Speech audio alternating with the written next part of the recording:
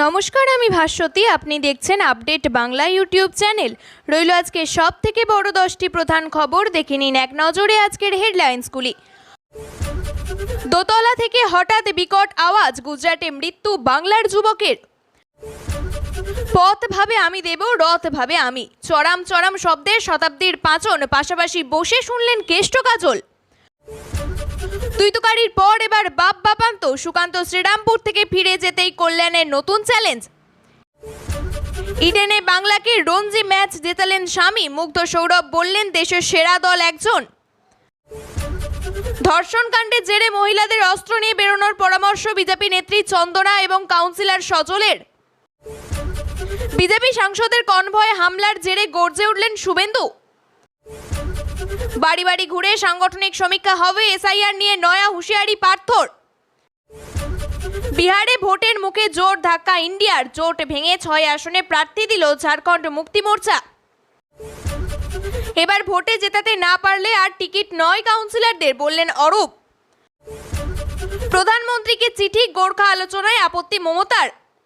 আপনাদের কাছে একটা অনুরোধ রইল, আমরা প্রতিদিন চেষ্টা করি আপনাদের জন্য সঠিক, সংক্ষিপ্ত এবং নিরপেক্ষ খবর পৌঁছে দিতে।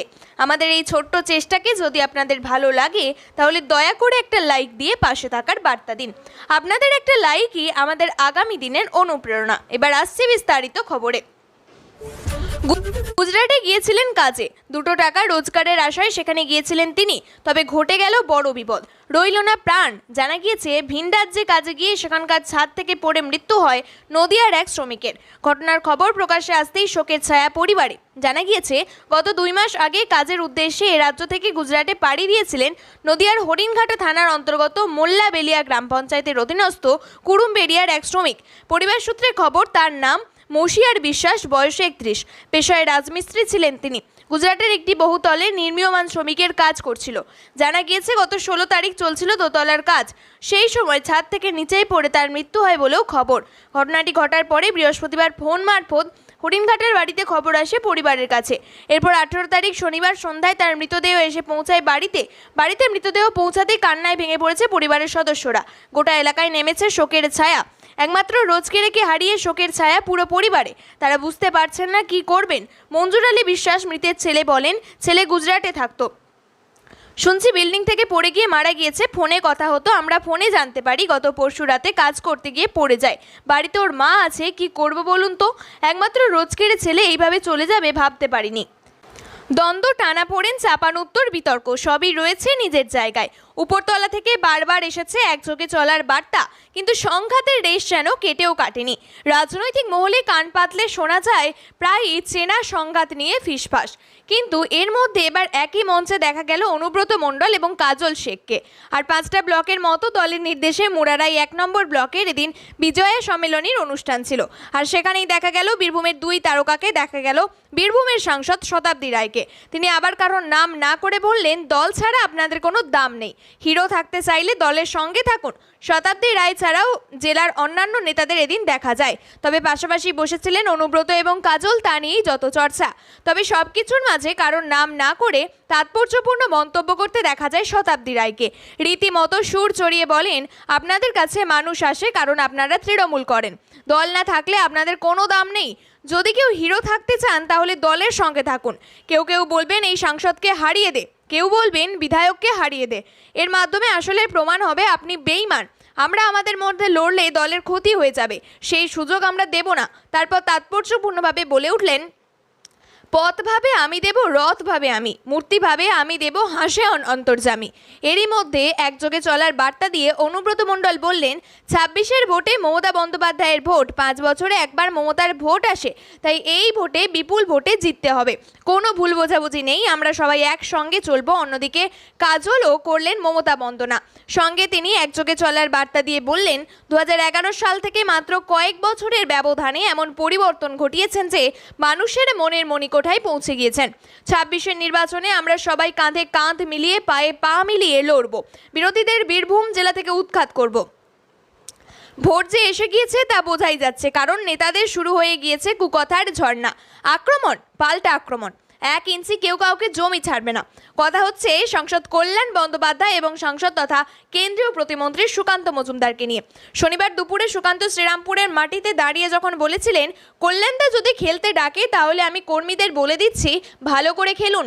সন্ধ্যায় তখন হাওয়ায় দাঁড়িয়ে কল্যাণ আবার তখন কেন্দ্রীয় প্রতিমন্ত্রীর বাপ তুলে কথা বলছেন।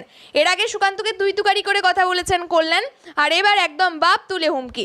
হাওড়ার জগৎবল্লভপুরের বিধানসভা কেন্দ্রে দলের বিজয়া সম্মেলনী অনুষ্ঠান ছিল। সেখান থেকে ফের একবার সুকান্তকে হুমকি দিয়ে কল্যাণ বলেন, সুকান্ত কিছু না বলে দুপুর 1টার সময় খুঁজতে গিয়েছেন কোথায়, কল্যাণ কোথায়, আমি এখানে, আয় সুকান্ত আয়, এখানে যা লোক আছে তাদের পায়ের তলায় পড়ে তোর প্রাণ চলে যাবে। এই বলেই কিন্তু ক্ষান্ত হননি, লাগাম ছাড়া পাল্টা আক্রমণ করেছেন তিনি। দুপুরবেলায় সুকান্ত বলেছিলেন, আমাদের খেলতে ডাকলে আমরা খেলবো, আমি খেলতে খুব ভালোবাসি, কল্যাণদা কি খেলতে চায় সেটাই খেলবো, চ্যালেঞ্জ আমি আগেই গ্রহণ করেছি, আমি তো শ্রীরামপুরেই দাঁড়িয়ে আছি, যে চ্যালেঞ্জ করছিল সে ছু কিতকিত করতে করতে ফুঁস হয়ে গিয়েছে। এবার পাল্টা কল্যাণ বলেন, আসুক ওরা, সিআইএসএফকে ছেড়ে আয়, বল কোনোদিন কবে আসবি, কোনো পুলিশ থাকবে না, একদিকে বিজেপির লোক থাকবে, অন্যদিকে তৃণমূলের লোক থাকবে, অন্যদিকে তারপরে তুই ঘরে ফিরিস কিভাবে দেখবো। সেই মতো আজ শ্রীরামপুরে দুপুরে গিয়েছিলেন সুকান্ত। তিনি নাকি ফিট নন, ভারতীয় দল থেকে বাদ দেওয়া হয়েছে। জাতীয় নির্বাচক প্রধান অজিত আগরকর উঠতে বসতে বলছেন, মোহাম্মদ শামি ফিট থাকলে ভারতীয় দলে খেলতেন। উপেক্ষা হজম করতে পারেননি, পাল্টা বিবৃতি দিয়েছেন শামি, জানিয়েছেন তিনি ফিট কিনা নির্বাচকদের জানানো তার কাজ নয়। এবার বল হাতে জবাব দিলেন শামি। ইডেনে বাংলা বনাম উত্তরাখণ্ড ম্যাচের শেষ দিনে বল হাতে আগুন ছোটালেন শামি। তার আগুনের স্পেলে ছারকার হয়ে গেল দ্বিতীয় ইনিংসের উত্তরাখণ্ডের প্রতিরোধ। 2 ইনিংস মিলিয়ে 7 উইকেট নিয়ে ম্যাচের সেরা হয়েছেন শামি। ম্যাচের শেষে ডানহাতি ফাস্ট বোলারকে প্রশংসায় ভরালেন সৌরভ গঙ্গোপাধ্যায়। ইডেনে বাংলার নাটকীয় জয় ক্লাব হাউসের বক্সে বসে দেখলেন সৌরভ। ম্যাচের পর সিএবি প্রেসিডেন্ট বাংলার ড্রেসিং রুমে গিয়ে ক্রিকেটারদের সঙ্গে কথাও বলেন। বাংলার ড্রেসিং রুম থেকে বেরোনোর পরে সৌরভকে প্রশ্ন করা হয়েছিল, কেমন দেখলেন শামিকে। জাতীয় দলের প্রাক্তন অধিনায়ক বলেন, শামি দারুণ বোলার, ভারতের সেরাদের মধ্যে একজন। তার আগে খেলা দেখার ফাঁকে শামির প্রশংসা করেছিলেন সৌরভ, বলেছিলেন যত ম্যাচ খেলবে আরও ধারালো হবে শামি। চোট সারিয়ে দলীয় ট্রফি খেলেছিলেন। এবার বাংলার জার্সিতে প্রত্যাবর্তন শামির। তবে জ্বলে ওঠার আগে শামি বেছে নিলেন মোক্ষম সময়। চতুর্থ দিনে তুলে নিলেন 4 উইকেট। তৃতীয় দিনের শেষে দ্বিতীয় ইনিংসে উত্তরাখণ্ডের স্কোর ছিল 165/2। 110 রানের খামতি মিটিয়ে বাংলার চেয়ে 55 রানে এগিয়ে গিয়েছিল উত্তরাখণ্ড। ম্যাচ ড্র হবে কিনা তা নিয়ে শুরু হয়েছিল জোর জল্পনা। ইডেনের পিচ নিয়ে প্রশ্ন উঠছিল, বলা হচ্ছিল নিষ্প্রাণ পিচের সুবিধা পাচ্ছেন না ফাস্ট বোলাররা। ভোটের মুখে বিহারে ইন্ডিয়া জোটের অন্দরে অল ইজ নট ওয়েল। এমনিতে প্রথম পর্বের মনোনয়ন জমা দেওয়ার পর্ব শেষ হয়ে গেলেও ইন্ডিয়া জোটের আসন দফা চূড়ান্ত হয়নি। শনিবার অস্বস্তি আরও বাড়িয়ে আসন্ন ভোট একলা চলার কথা ঘোষণা করল ঝাড়খণ্ড মুক্ত মোর্চা। দাবি অনুযায়ী আসন না পাওয়ায় 6 আসনে আলাদাভাবে লড়াইয়ের ঘোষণা করেছেন জেএমএম এর সাধারণ সম্পাদক সুপ্রিয় ভট্টাচার্য। বিহারে 243 বিধানসভা আসনে আগামী নভেম্বর মাসে 2 দফায় ভোট নেওয়া হবে। প্রথম দফার ভোট হবে 6 নভেম্বর। ওই দফায় 121টি বিধানসভা কেন্দ্রে ভোট গ্রহণ হবে।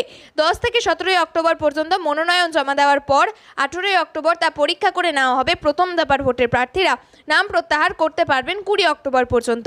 11 নভেম্বর রাজ্যে দ্বিতীয় দফায় মোট 122টি আসন নির্বাচন হবে। ওই দফায় 13 থেকে 20 অক্টোবর পর্যন্ত মনোনয়ন জমা করা যাবে। 23 অক্টোবর পর্যন্ত প্রার্থীরা চাইলে নাম তুলে নিতে পারবেন। ভোট গণনা হবে 14 নভেম্বর। এবারের ভোটেও মূল লড়াই এনডিএ বনাম আরজেডি কংগ্রেস বামেদের মহাগঠন বন্ধনের মধ্যে। ইতিমধ্যেই এনডিএ শরিক দলগুলির আসন দফা চূড়ান্ত হয়েছে। আসন দফা অনুযায়ী 101টি করে আসনে লড়বে বিজেপি এবং নীতিশের দল জেডিইউ। 6টি আসনে লড়বে প্রাক্তন মুখ্যমন্ত্রী জিতন রাম মাঝির হিন্দুস্তান আওয়াম মোর্চা। বাকি 35 আসনে লড়বে চিরাগ পাসওয়ানের লোক জনশক্তি পার্টি। উল্টোদিকে হতশ্রী দশা বিরোধী শিবিরের মহাসংগঠনের জোটের শরিক দলগুলির মধ্যে আসন সমঝোতা চূড়ান্ত হয়নি। আরজেডি থেকে কংগ্রেসের যে যার মতো করে প্রার্থী তালিকা ঘোষণা করেছে। গতকাল বৃহস্পতিবার রাতে কংগ্রেসের তরফে 48 আসনের প্রার্থী তালিকা ঘোষণা করা হয়। শনিবার মহাজোটের শরিক দল হিসাবে ভোটে লড়ার কথা ঘোষণা করেছেন ঝাড়খণ্ড মুক্তি মোর্চার সাধারণ সম্পাদক সুপ্রিয় ভট্টাচার্য। কমিশনারের অনুরোধ সামনে নির্বাচন এবার ভোটে জেতাতে না পারলে আর টিকিট পাবেন না খোলা মঞ্চে বাঁকুড়া শহরের কাউন্সিলরদের হুঁশিয়ারি বাঁকুড়ার বর্ষিয়ান সাংসদ অরূপ চক্রবর্তীর। সাংসদের হুঁশিয়ারিতে কোনো লাভ হবে না কটাক্ষ বিজেপির। মুখ্যমন্ত্রী মমতা বন্দ্যোপাধ্যায়ের নির্দেশে পশ্চিমবাংলার বিভিন্ন ব্লকের পক্ষে অনুষ্ঠিত হচ্ছে বিজয়া সম্মেলন। বাঁকুড়া জেলার বেশ কয়েকটি ব্লকে এই বিজয়া সম্মেলন অনুষ্ঠিত হওয়ার পাশাপাশি এদিনের সন্ধ্যায় বাঁকুড়া শহর তৃণমূলের ডাকে একটি বিজয়া সম্মেলনের অনুষ্ঠানের আয়োজন করার কথা হয় শহরের বিভিন্ন জেলা পরিষদের অডিটোরিয়াম হলে। সেখানে বাঁকুড়া জেলার একগুচ্ছ তৃণমূল নেতৃত্বের উপস্থিতিতে সম্পন্ন হয় এই সম্মেলন। এদিন বিজয়া সম্মেলনে কর্মীদের উদ্দেশ্যে বক্তব্য রাখতে গিয়ে আক্ষেপ শোনা গেল বাঁকুড়ার সাংসদ অরূপ চক্রবর্তীর গলায়। তিনি বলেন, মমতা বন্দ্যোপাধ্যায়ের এত প্রকল্প দিচ্ছেন, তাও বাঁকুড়া শহরে তৃণমূলের ভরাডুবি কেন?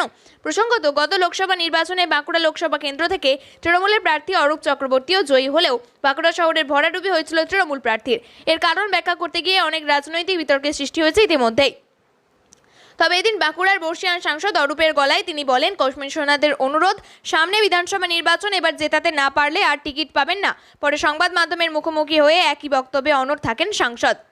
মুখ্যমন্ত্রী মমতা বন্দ্যোপাধ্যায় কেন্দ্রের সাম্প্রতিক সিদ্ধান্তে প্রবল আপত্তি তুলেছেন।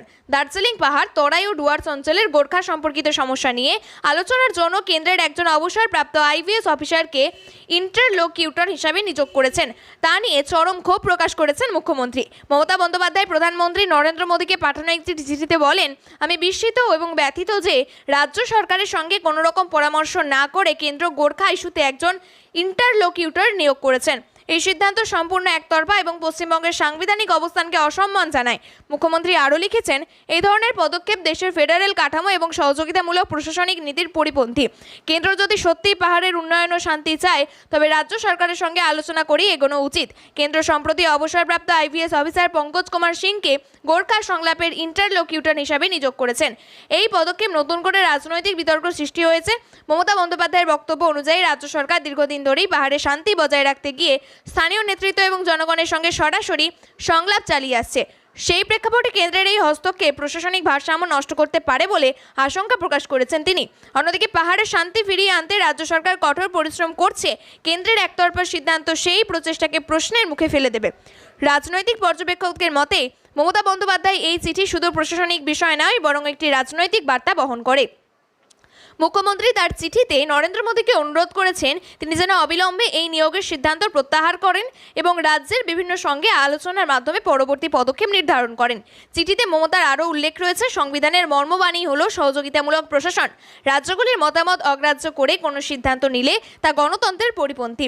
সেই সঙ্গে তিনি স্পষ্ট বার্তা দিয়েছেন, আমরা আলোচনায় বিশ্বাস করি, কিন্তু সেই আলোচনা হতে হবে সংবিধানের মর্যাদা রক্ষা করে পারস্পরিক সম্মানের ভিত্তিতে। উল্লেখ্য, 2017 সালে গোর্খা ল্যান্ড আন্দোলনের পর থেকে রাজ্য সরকার পাহাড়ের শান্তি এবং উন্নয়নের উদ্যোগ নিয়েছে।